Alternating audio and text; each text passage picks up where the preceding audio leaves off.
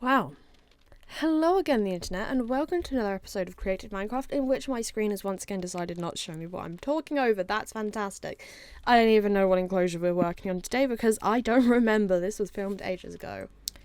Now, if you're new around here, you don't know the drill. If you do enjoy my rambling, like and subscribe. We do this twice a week, and you get special episodes like Ghost Goes Places. 2 episodes of that came out last week. It was for the air tattoo. Go watch those. They're cool, and it was probably one of the my favourite things I've ever gone to for Ghost Goes Places. So yeah. Moving on. Today we are working on what I believe to be the ocelot enclosure. Yeah, so we're starting off by putting in the pathway to kind of map out the edge of where the enclosure is going to go, and then obviously once that's done I will put in a green border and then make sure that's high enough that like the ocelots can't get out of the enclosure.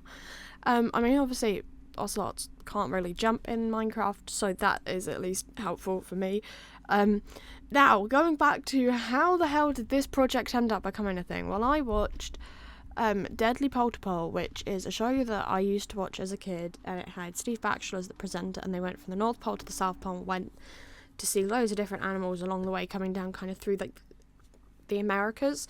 And honestly, as a kid, that show was like my favourite thing ever. I loved it. It was such a good show. I kind of got a bit nostalgic watching it, to be honest. But at the same time, it's like, how can I use this to inspire a Minecraft build?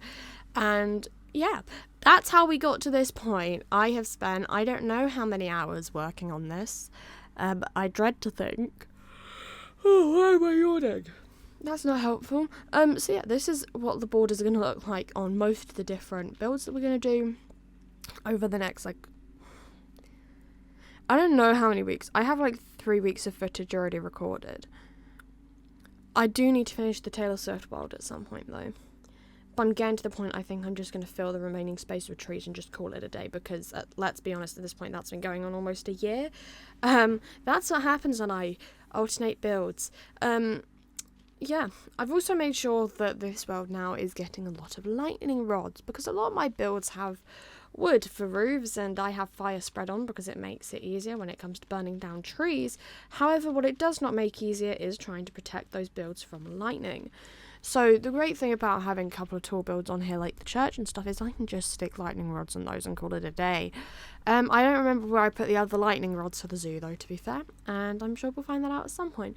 So the purpose of that little green window is so that the zookeepers are able to go through and just check on the ocelots without having to walk around the edge of the enclosure, and you can't access that bit unless you're zoo staff. That's my hypothetical theory for that. That also allows you to get around the back to enter the other enclosures in the little jungle thing. So yeah. Now moving on to actually decorating this enclosure, which was the bit I was most excited about doing. It's not as big as I should have built it, but a little kind of like temple hut thing. This will also provide some level of shelter in the rain and things for the ocelots, even though they're jungle animals. The jungle rains a lot of the time. I then made sure to go in and add some of those barrier blocks, that's what they're called, under the vines, because I didn't want them to grow too close to the edge, and I've had to go in now that they've kind of grown out a bit and double check on those, make sure they're at the right point. And then I added some more shrubbery to the floor of the forest to make sure that it kind of what? Wow, words. It has the jungle feel. I didn't want it to be as dense because then you're not able to see the animals as easily, but I wanted to make sure that it was like enough.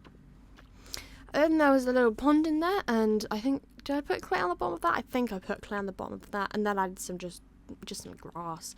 I wanted to really try and work on some of the more external enclosures this year, because obviously if you followed my builds, the most I've done in terms of animal enclosures has been the aquarium, and they weren't the most amazing, and I definitely think I could do better now. I probably will at some point. I can guarantee you within the next couple of years there'll probably be another aquarium.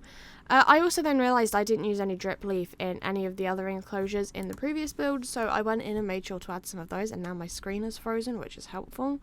Oh, there we go, moving on. I also added some sugarcane around the edge, added in some little flowers, just to try and liven up the space, because obviously the rest of it was very green. I wanted you to be able to sea dimension to this world. And then I added in the ocelots, once again tagging them with just animal because that makes my life easier. If you have any names for the ocelots, do let me know. I think there's about 4 of them.